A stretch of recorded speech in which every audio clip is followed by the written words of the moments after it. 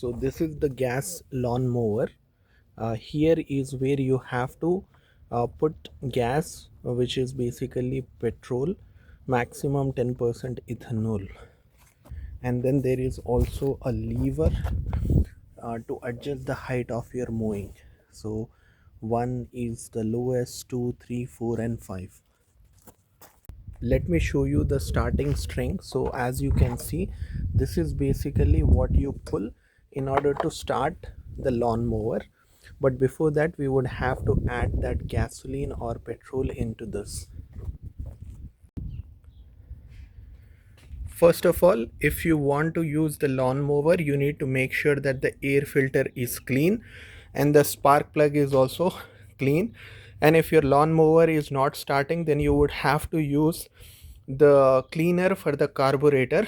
But general process of starting the lawn mower is this button. You need to push it 3 times. After you do that, this is the pull rope.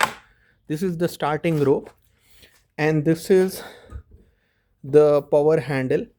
You need to basically press this power handle towards the hold bar. First of all, push that button 3 times, then you hold this, and then you pull the starting rope, and your lawnmower should start.